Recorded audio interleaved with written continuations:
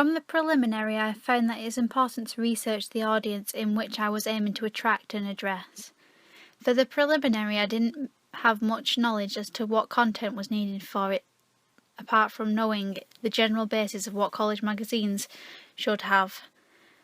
For my full media product, I had to create a questionnaire that would help me to decide what are the most popular conventions on a music magazine cover, contents page and double page spread. By getting the feedback from the questionnaire, it allowed me to be able to see what would be the best to put on my music magazine pages, so that it would be interesting for the audience and be conventional. Once I had 30 results, I could collate all the results into a graph and pick out what I should use for my music magazine. Another form of research for my music magazine was the marketplace. This was to help me decide on the frequency of publication, reasonable price, issue size and the regular and feature content. At the start we first looked at the preliminary. The only things we mostly knew were the codes and conventions and where they should be on the magazine. After the preliminary, we learned more in depth about the specific codes and conventions that had to be put onto my media products for it to be and look conventional and visually striking to attract the target audience. By researching about the codes and conventions, it allows my final music magazine product to be a lot better than the preliminary task.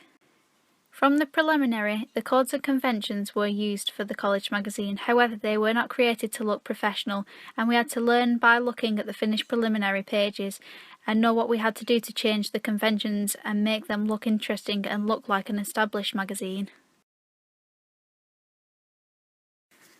When it comes to planning, I have learned from the preliminary that some plans can change. However, once I felt more confident on the different programmes, I could adapt my knowledge and use my plans to create the front cover, contents page and the double page spread. From the preliminary, I have learned that it is important to make detailed sketches as it helps you to be able to see what you are aiming to create. By planning the photos, I had to make sure that they had the correct mise-en-scène and also that they conveyed the specific genre. On my preliminary task, the background behind the model in the image was irrelevant and didn't look interesting. When I look back on this, I had to know that for my music magazine, the backgrounds for the images had to relate to the genre of music, which was indie rock. From the preliminary, I didn't use any props which didn't suggest any college connotations. For the planning process on both magazines, I have learned that it is extremely important to plan everything in detail and stick to it as much as possible, because when it comes to the final product, you have to discuss how conventional the magazine pages are. The preliminary had to be bad so that we could learn from our mistakes and know to apply more, and be strictly conventional and presenting interesting features for the magazine pages, and because we are targeting a specific audience. The plans allow us to see visually how the magazine page will look when it is all put together, which helps guide us through the production period. The preliminary had to be bad so that we could learn from our mistakes and know to apply more, and be strictly conventional and presenting interesting features for the magazine pages, and because we are targeting a specific audience. The plans allow us to see visually how the magazine page will look when it is all put together, which helps guide us through the production period. For the photography, first from the preliminary, they were not best quality. The focus was bad and the image for the front cover was stretched, but after getting used to the camera with using manual focus, the images were better quality. The images had to be striking, and I now know more than I did from the start of the preliminary task that lighting and setting is key to a conventional and striking image.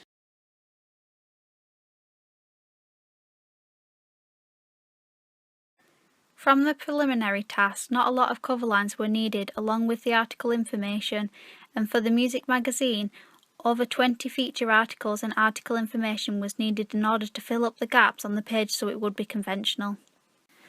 An article for the double page spread was needed that had to fit into 3 columns and be quite detailed from the band interview.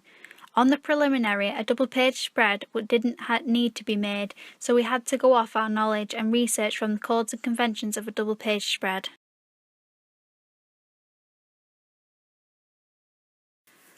When it came to digital image manipulation, I had to play about with the image so that it fitted the page on Photoshop, and from the preliminary task I had stretched the image.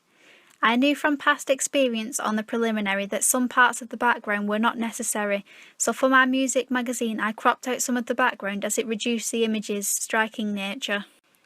From the preliminary, the main image was definitely not visually striking, which is its main purpose along with engaging the audience.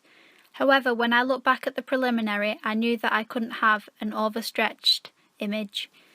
I applied this knowledge and made sure on my second attempt of getting images for the front cover, the background had to be right.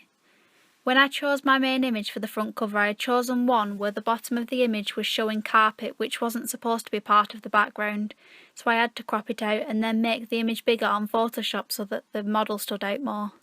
For the contents page images, not much had to be done apart from having to size them in order for them to fit into the space in between the guides.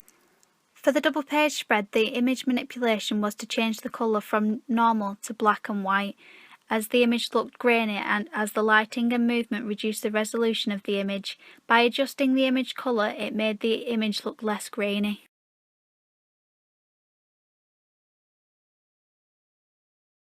My design skills from the preliminary task has changed as I know more through my research and planning.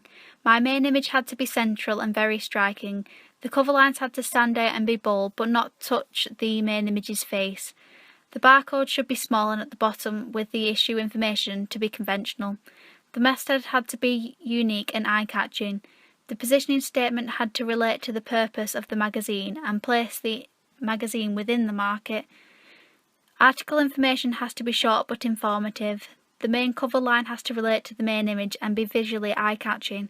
I took all these into consideration in order to create a conventional front cover, contents page and double page spread.